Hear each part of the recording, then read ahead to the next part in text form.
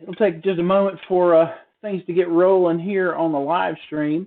But I'm live streaming from the hotel room today to show you a little bit about some warm-up stuff. Kind of the idea. If you don't know, I've got a teaching site for drummers that I opened a few months ago called the Drum Corner, and we're adding all kinds of brand new lessons to that month by month. There are a few courses that are up there now, and we do some of this live streaming if you have a subscription to the site.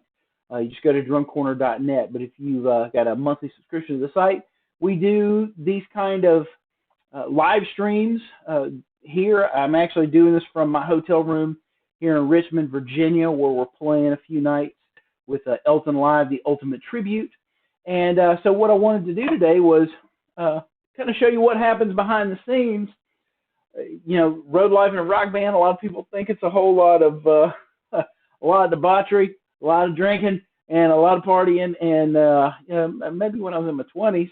But what I find on the road a lot of times is I have a ton of downtime. And especially if things are run well, then it's kind of meant to be that way so that you conserve your energy for the show. Well, you got to fill that downtime up with something. And because I don't have a drum set on the road to be able to keep my hands fresh, to keep my brain constantly learning stuff, I need to fill that time with something here in the hotel room that I can do that doesn't bother the neighbors next door, and also accomplishes a lot of different things. Make sure that I keep my my hands fresh, maybe work on some stuff and improve some things.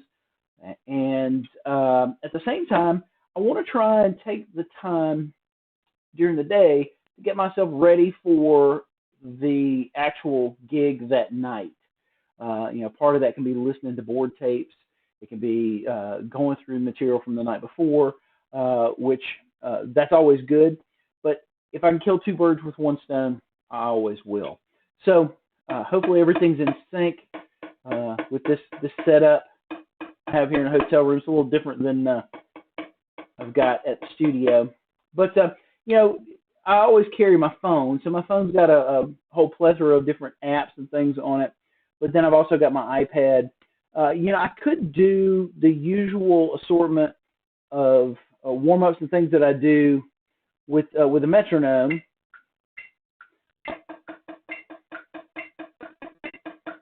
That sort of thing.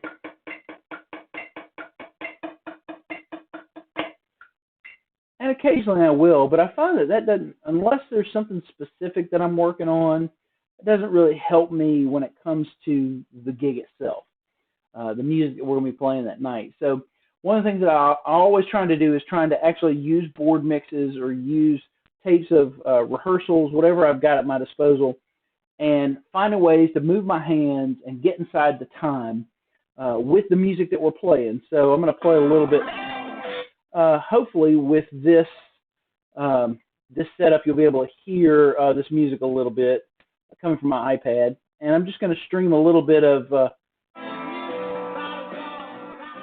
so using the music that's us playing. So if I'm going to work on those one-handed exercises,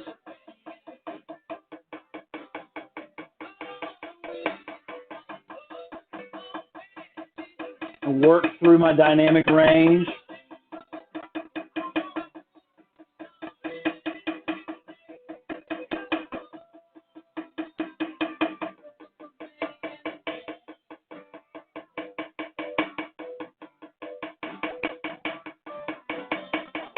now, the thing about playing along with music like this is, if I'm playing on with a metronome, I'll give you the difference here.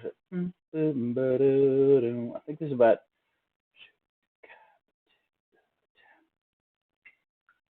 So, if I'm playing with just a straight metronome, that's one kind of feel. But if you'll notice with this Benny and the Jets, it's kind of a little bit of a swing to it. It's like a 10 or a 15% swing. So if I'm doing these kind of hand exercises along with the music that I'm playing, it's sort of cementing the feel for the tunes that I've got to play that night. It's definitely a more real world experience, and it also does two things at the same time. Number one, it lets me play along with the groove of that particular song that we're going to be playing again tonight, just to make sure I can get it inside even more, get it in my hands even more. But it's also an interesting perspective because now I'm becoming the percussionist to the drummer that I am on stage. So we have a percussionist now. It's a great way for me to make sure that I'm playing in a way it makes it easy for him to play. But now on my little percussion instrument here, which is the practice pad and just my drumsticks, I'm just playing what could be a shaker part. I'm playing what could be any kind of percussive part along with the drums from this live gig, and I could double check myself. How easy is it for me as a percussionist to play along with me as the drummer, and double check the consistency, double check the pocket, double check how easy is it as another musician to play along with yourself as a drummer. So the other thing is, unlike the metronome, this has got a little bit of a swing to it. It's not a full-out shuffle. Like I said, it's like a 10% shuffle or a 15% shuffle. So that'd be more like a straight kind of feel. If you think about it, if you think of the four notes of the 16th note, the downbeat, I'll do this from your perspective, downbeat, E, and basically, the downbeat and the upbeat are going to stay about in the same place, but we're going to shift. We're going to shift that E just a little bit closer to the and. We're going to shift the a little bit closer to the next downbeat. That's where the shuffle happens, the E and the So as I'm playing along, I'm really trying to cement that feel inside of this. What does that feel like to put that?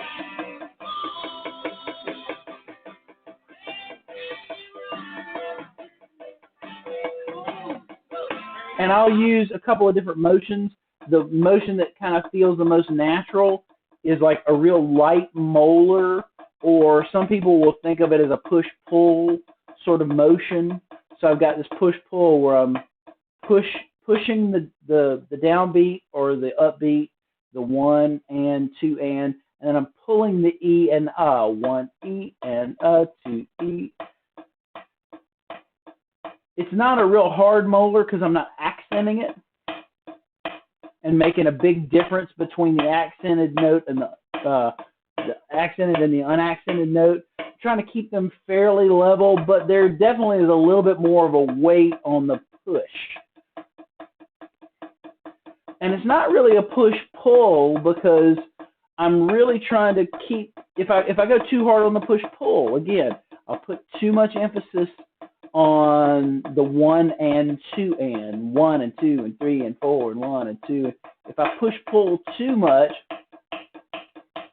it'll have its own accent too. I'm really just using that spirit of that move. Trying to get it in the left hand too. Make sure that we got the left hand working really well. Take off my tennis elbow thing there. All right. So I'll move through, and I won't just do one-handed exercises.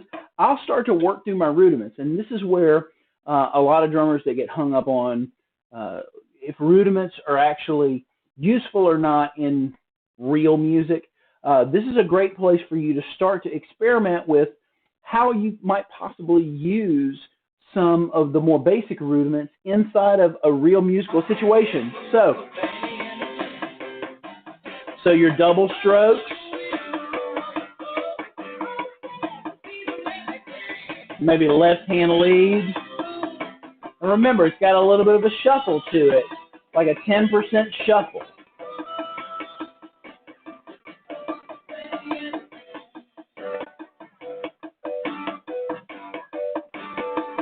Maybe a paradiddle.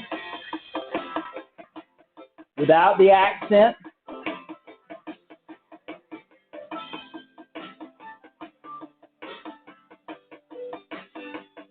Can you get the two singles of the paradiddle to shuffle the same way that you shuffle the diddle? Go to your singles. So I'm checking my singles against my doubles, against my paradiddles. If you're doing your double strokes, instead of doing them how we would traditionally do them in more of a roll, like a double stroke roll kind of thing where it's right, right, left, left, right, right, left, left, we can put the diddle starting on the second note. So we end up with 1 E and a 2 E and a 3. Anybody that's studied any Steve Gadd licks has seen this. That 1, 2, 3, 4, 1, 2, 3, 4, 1. You're always putting that, you're splitting that up. It's kind of an inside-out double stroke. Well, in this case, it's trying to use the double stroke in a way that if we're trying to keep everything even, we're trying to keep everything same between singles, doubles, paradiddles, and then these inside-out or inside-out doubles, we'll call them for lack of a better word. It's a good way for us to think of how we can play that in a real musical way. So instead of right, right, left, left, right, right, left, left, right, right, left, left, I'm going right, left, left, right, right, left, left. And doing it this way, I'm trying not to put weight on the downbeat, like,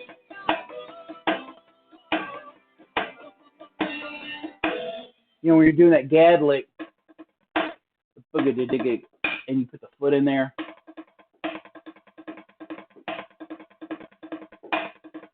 Kind of leave off one of those right hands. You tend to do a lot of accent. And with this, we're learning to get the accent out and make it just nice and even. So eventually, I could go from singles to my regular doubles to my paradiddles to that.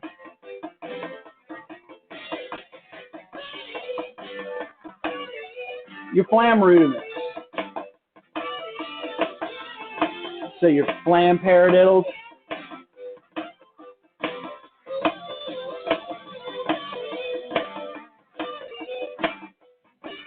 Flam accents. Or flam taps, I'm sorry. Or flam accent. Flam paradiddle.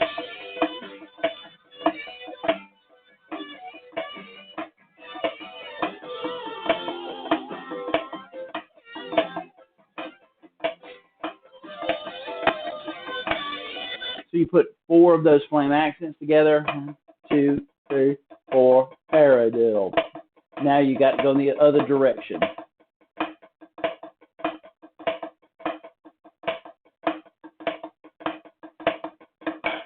So now you're starting to build this lexicon of ideas that you can, at some point, now I probably wouldn't use it in this song. Stylistically, it doesn't work in this song. But there's maybe other songs I play on other gigs where that would work. Maybe that idea that, put a little pataflop on there. If I want to keep it all in the right hand, flam accent.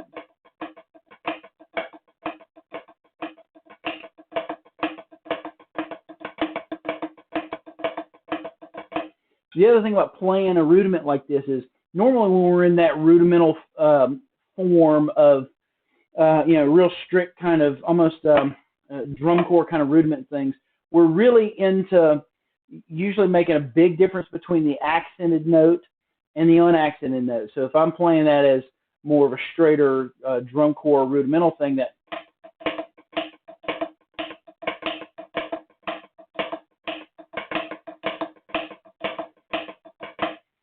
it tends to feel a little stiff. It tends to feel a little regimented. Whereas if I've got this musical cue that I'm playing off of, and I'm trying to make everything have a real musical flow to it, now maybe there's a little bit less difference between, there's still a dynamic difference between the accented and the unaccented, but it's a lot less obvious. It's more of a push, And as I'm putting this little swing to it and trying to keep it nice and even, now all of a sudden it just takes on a different life altogether. So back it up just a little bit. 2, 1.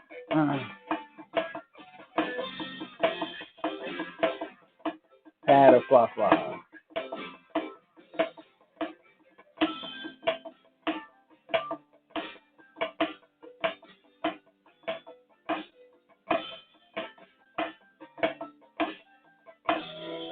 And in that case, my hands naturally, when I go to the pad of fly fly, which is just accent on the downbeat, E and or flam with the accent on the downbeat, E and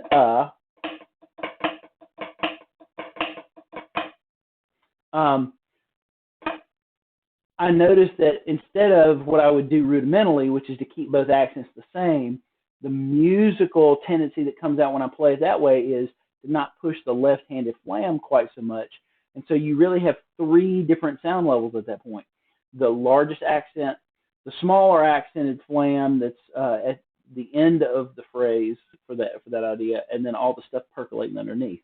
And that's something that if I were just playing this rudimentally, I may never come across that idea because I'm not even thinking. I'm so locked into school band.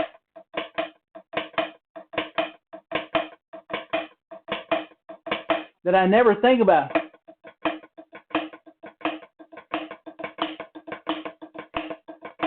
Never think about that third dynamic that I can introduce. We're playing to this music, all of a sudden makes that happen much more easily. It just kind of comes out. So I'll go through a couple more tunes real quick. Again, this one's got a little bit of swing to it. This more obvious swing. This one definitely has more of a shuffle swing to it. So maybe I can introduce those flam taps that have more of the shuffle to it.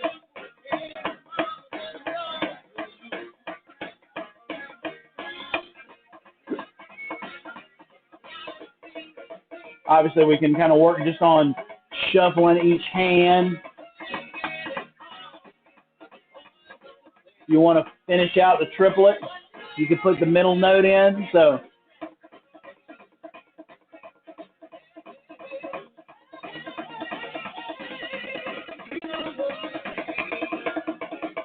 and in this case, I'm going to work on bringing that middle note out.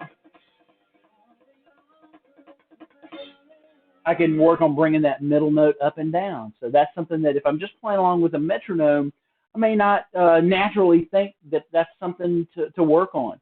But definitely when we're playing any kind of ghosted shuffle rhythms, or if we're doing a halftime shuffle like the Porcaro, Bernard Purdy, John Bonham kind of Fool in the Rain thing, where we've got the middle note of that triplet in there on the halftime shuffle.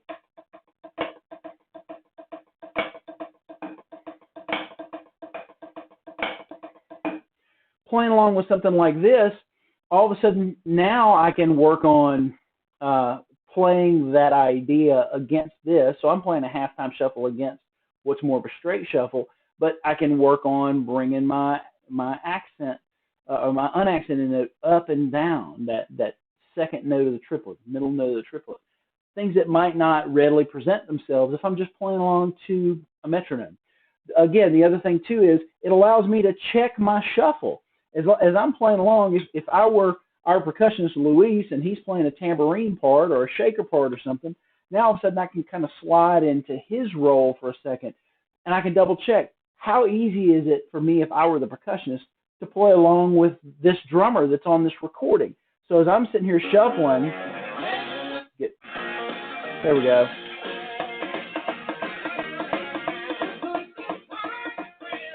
How consistent is that?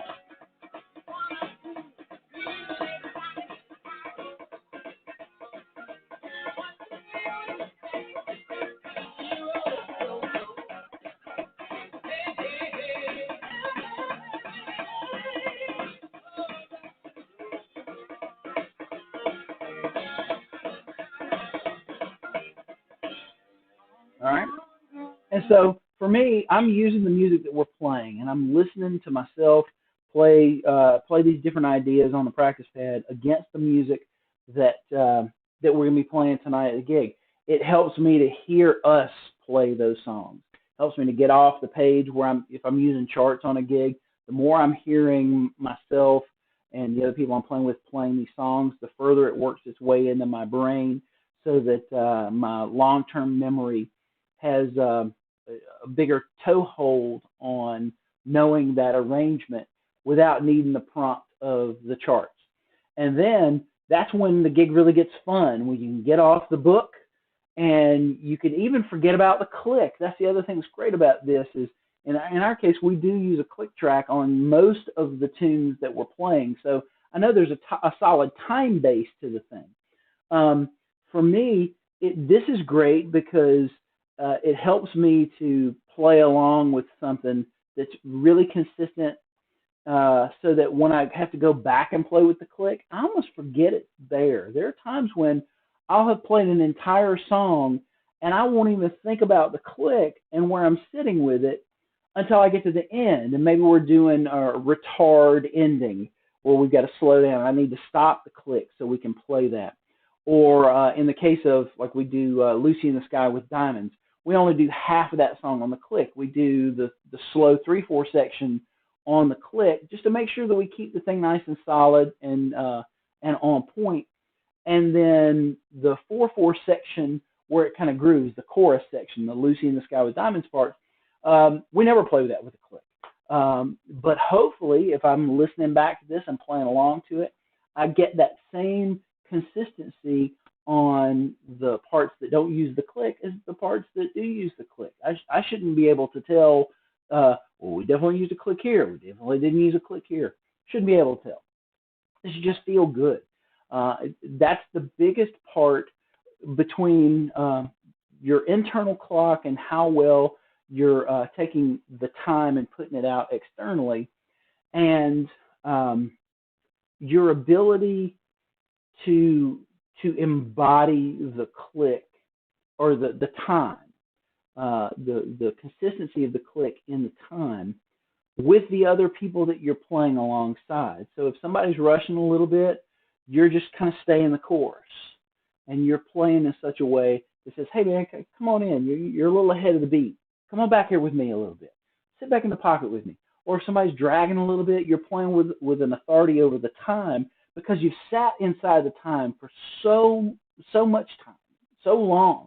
You know, I've been with these particular tempos, I've been sitting inside these tempos now for like 8 months. And so now I could probably get pretty close. We did have an interesting thing a couple of weeks ago. I forgot to start the click for one of our songs. So we're just moving so fast from one song to another, I didn't think to hit the next one and hit start. So I just counted the tune off. 1, 2, da, da, da, and we're in the tune. And we're getting into the first verse. I'm like, oh, crud, I didn't start the click. Okay. So as we're playing, I kind of reach down, I get it, and I hit the button to start it right on our downbeat, and the tempo's right there. Didn't have to adjust at all. Right on tempo, because it's in my my memory banks. It's also in my muscle memory what it feels like to play that song at that tempo and hold it steady. So it wasn't any real surprise when I hit start on the click that, oh yeah, we don't have to speed up or slow down. We're right there at 141 or whatever it was. But that comes from doing these kind of things while I'm away from the band, while I'm sitting here in the hotel room, while I'm sitting at home practicing. I'm sitting with the music that we've got board mixes of, and just doing simple things like this. So I'm not giving you any earth-shattering revelations for here's how you put flam paradiddles into this cool Elton John song. It's how do you start to take all of this language that you may have used in a real clinical academic setting, or even an orchestral setting or a drum corps setting. How do you begin to see how those ideas might work in the context of more contemporary music, especially drum set music? Now, a lot of these licks I probably would never use. There are a few times that I'll sneak in that little double stroke idea. where we put the second note of the double on the downbeat. Um, there are times I'll sneak that in because it just makes it easier to play whatever idea I'm trying to play on the drum set than to have to single stroke it out. But more often than not, where I see all of this pop up is in other music on other gigs. If these things are already sort of baked into the way that I play and accessible, 6 months from now, 12 months from now, 2 years from now, 10 years from now, whenever it is, when I have some music where those bits of vocabulary can work musically, they're just already there.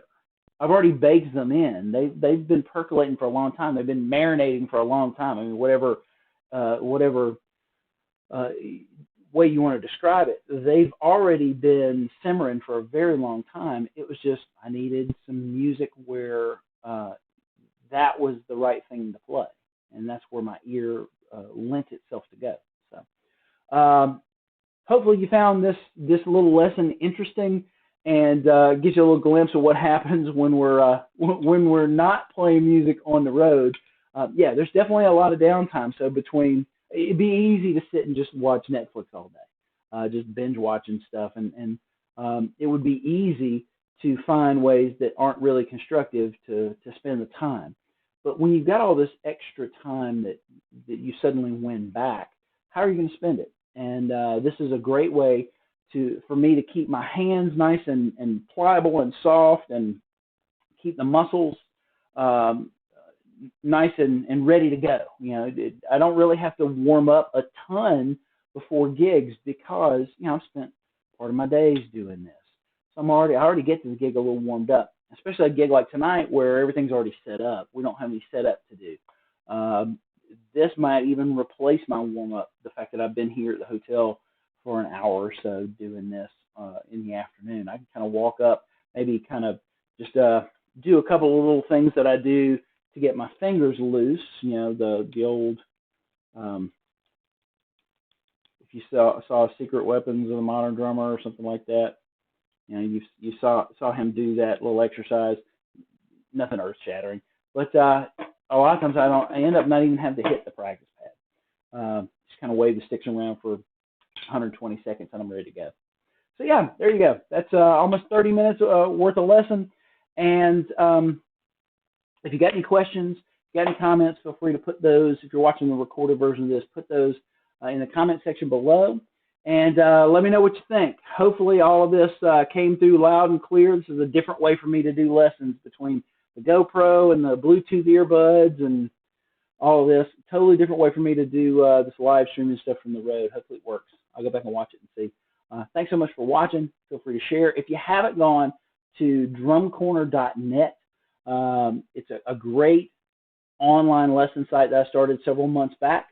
There's a few full courses up there now. There's some really cool features that we'll be talking about more and more.